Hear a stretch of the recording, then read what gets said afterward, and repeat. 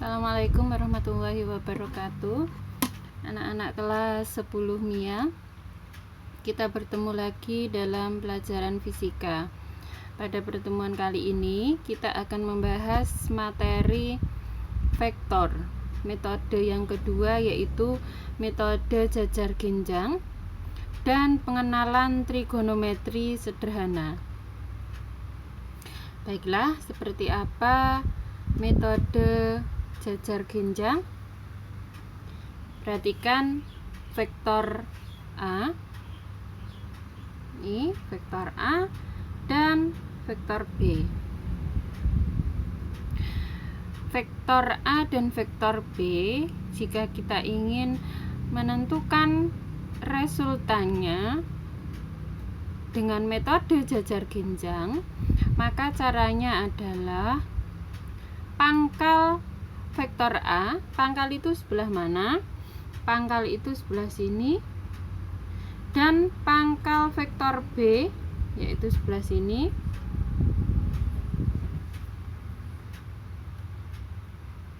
Disatukan. Jadi kalau bedanya dengan poligon, kalau poligon itu kemarin pangkal B ditaruh di ujung vektor A. Tetapi untuk yang sekarang, tadi ya saya hapus karena tidak rapi. Yang sekarang kalau metode jajar genjang itu pangkal dan pangkal disatukan. Jadi ini pangkal A dan pangkal B itu disatukan di sini. Nah, disatukan di situ dengan panjang dan kemiringan yang sama. Misalkan vektor A 3 kotak, berarti harus 3 kotak juga digambar di sini. Vektor B misalkan ke kanan 3 ke atas 3, berarti juga dengan kemiringan yang sama digambar di sini. Seterusnya kita buat garis putus-putus. Ini adalah garis putus-putus yang sejajar vektor B, sementara yang ini adalah garis putus-putus yang sejajar vektor A. Nah, garis putus-putus itu kemudian bertemu di sebelah sini, sehingga panjang dari pangkal sini sampai ke ujung sini itu adalah resultan A plus B. Bagaimana Bu jika misalkan min A min B? Berarti kalau min A berarti arahnya ke kiri, kalau min B berarti arahnya serong ke kiri bawah, seperti itu. Selanjutnya bagaimana cara mencari resultannya? Yaitu dengan cara Pitagoras, seperti pada materi poligon kemarin. Oke, kita ke contoh soal. Contoh soalnya ini saya pakai kertas kotak, yaitu ada vektor A. Vektor A sepanjang 2 kotak ke kanan dan vektor B sepanjang 2 ke kanan dan 3 ke atas. Nah, yang ditanyakan adalah resultan A plus B.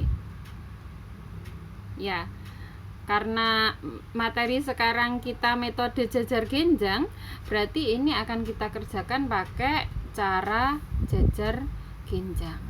Ini saya besarkan dulu. Kalian perhatikan. Berarti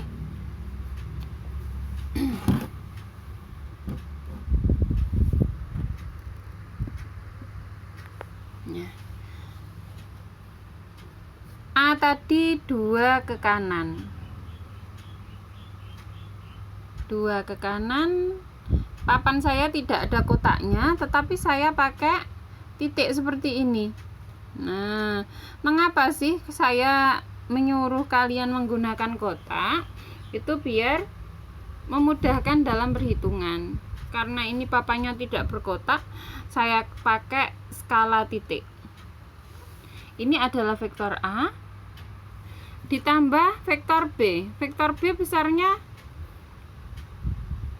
2 ke kanan, 3 ke atas. 2 ke kanan, 3 ke atas. Berarti 1, 2 ke sini, 1, 2, 3. Nah, 3 ke atas seperti itu.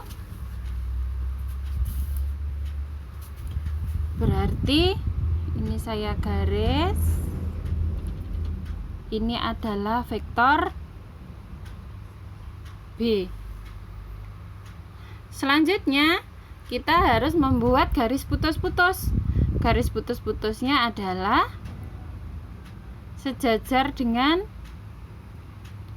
vektor B dan sejajar dengan vektor A, sehingga bentuknya adalah jajar genjang. Nah, bentuknya adalah jajar genjang. Selanjutnya kita tarik garis dari pertemuan pangkal sampai di ujung. Nah, ini adalah resultan A plus B. Bagaimana cara menghitungnya? Nah, ini tadi kan kita sudah mendapatkan garis miring R. Selanjutnya garis miring R ini kita buat segitiga seperti biasa. Ini adalah segitiganya, segitiga siku-siku. Nah, segitiga siku-siku seperti ini. Nah, sekarang ini saya beri nama titik X, Y, Z. Biar namanya tidak ABC, saya pakai titik X, Y, Z. Nah, berarti segitiga ini kalau saya salin, biar kalian lihatnya lebih gampang. Nah, seperti ini. Ini X, ini Y, ini Z. Nah, besar XY berapa? Besar XY ini tadi ini sampai sini kan 2. Karena ini sampai sini adalah panjangnya sama dengan vektor A, berarti ke sini 2, ke sini juga 2. Berarti 2 ditambah 2 sama dengan berarti di sini 4. Sementara ke atas YZ. YZ tadi panjangnya berapa YZ? Nah, YZ tadi kan panjangnya sama dengan ke atasnya vektor B. Tadi vektor B ke atasnya kan 3 kotak. 1, 2, 3. Berarti ini YZ. Ini berarti ketinggiannya juga sama dengan vektor B tadi. Berarti 3 kotak. Cara mencari XZ. Nah, ini kan resultannya kan XZ. Berarti cara mencari XZ yaitu pakai Pitagoras. Berarti R sama dengan akar 4 kuadrat ditambah 3 kuadrat. Kalau kalian hafal triple Pitagoras, maka 4, 3 pasangannya berarti 5. Tahu saya uraikan ya. Akar 16 kuadrat, akar 4 kuadrat kan 16. Ditambah 3 kuadrat 9. 16 tambah 9 25. Akar 25 sama dengan 5. Nah, caranya seperti ini. Jadi dibuat jajar genjangnya dulu. Setelah jajar genjang, R-nya kita buat segitiga siku-siku. Selanjutnya dihitung pakai Pitagoras. Ini adalah cara jajar genjang. Baik anak-anak, sebelum kita masuk ke metode ketiga yaitu metode analitis, saya akan mengawali dengan pengenalan trigonometri sederhana. Jadi harusnya trigonometri ini diberikan di matematika dulu. kalian harus mengenal dulu trigonometri. Mengapa? Karena nanti pada metode analitis dan komponen vektor kita akan menggunakan nilai sin dan cos. Nah, sementara kalian, pengalaman saya selama ini, anak-anak untuk kelas 10 saat fisika sudah memasuki sin cos, tapi di matematika belum dapat. Maka dari itu saya akan mengenalkan kalian trigonometri sederhana. Trigonometri itu adalah perbandingan pada sudut siku-siku. Nah, saya akan gambarkan sudut siku-siku. Itu berarti salah satu sudutnya berupa sudut 90 derajat. Nah, saya gambarkan di sini. Ini adalah sudut siku-siku. Siku-sikunya ada di sini. Anggap ini lurus, saya tidak pakai penggaris. Seperti itu. Salah satu sudut lancipnya saya beri nama theta. Sembarang sebenarnya saya pakai nama theta. Nah, sisi yang ada di depan sudut ini namanya adalah depan. Jadi sisi yang dihadapi oleh sudut ini namanya adalah sisi depan. Biar enggak silau, saya geser.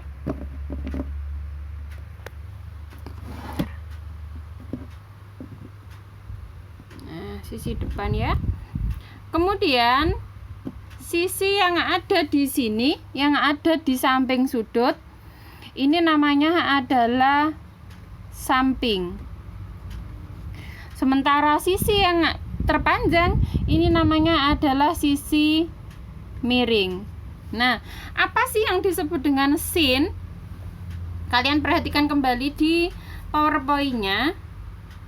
Di PowerPoint-nya saya gambarkan di sini sekedar menunjukkan mana sih yang dimaksud sisi depan, mana sih samping, dan mana sih yang miring. Bu, bagaimana kalau tetanya dipindah di sebelah atas sini?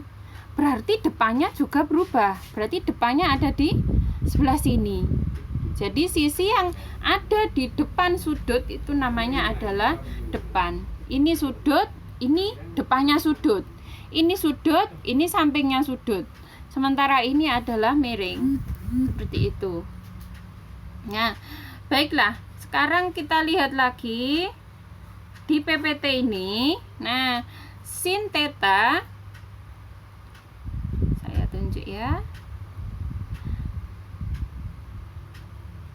Bentar.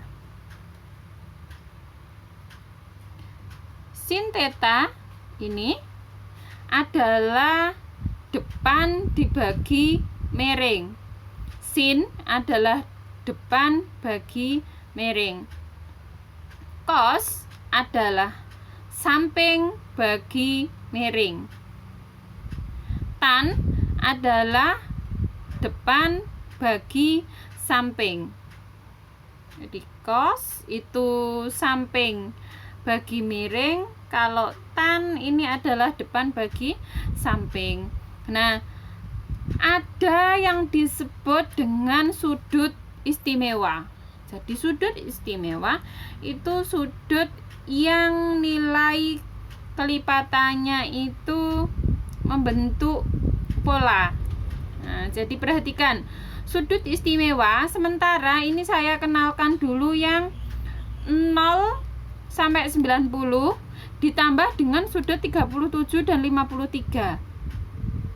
Sudut istimewa itu sebenarnya sampai 360. Untuk detailnya nanti biar kalian pelajari di matematika saja. Di sini saya kenalkan sesuai kebutuhan. Untuk sementara tan kita belum pakai dulu. Jadi sin, cara bacanya gimana, Bu? Nah, berarti di sini misalkan sin 0 berarti 0. Sin 30 berarti setengah. Sin 45 berarti setengah akar 2. Sin 60 itu setengah akar 3. Sin 90 berarti 1. Jadi diluruskan aja samping kiri dan atas ya. Sin 37 berarti 3/5 atau 0,6. Sementara sin 53 yaitu 4/5 atau 0,8 kayak gitu. Bagaimana kalau cos? Ya tinggal lurusnya cos. Cos 0 berarti 1. Cos 30 setengah akar 3. Cos 45 sama dengan sinnya yaitu setengah akar 2. Cos 60 setengah. Cos 90 0. Cos 37 4/5 atau 0,8. Sin 53 yaitu 3/5 atau 0,6. Nah, saya hapus ya coretan saya. Seperti itu cara bacanya. Ini seharusnya kalian hafal. Sebenarnya di sini gampang saja cara menghafalnya. Cara menghafalnya karena sin dan cos tinggal kebalikannya saja. Nah, jadi ini dulu materi kita hari ini sebelum kita masuk ke metode analitis. Karena di metode analitis nanti kita akan menggunakan cos. Kalau di metode yang keempat, komponen vektor itu akan menggunakan sin dan cos. Ya, sampai di sini dulu anak-anak. Sampai bertemu lagi pertemuan berikutnya. Latihan soalnya akan saya kirim lewat foto saja. Assalamualaikum warahmatullahi wabarakatuh.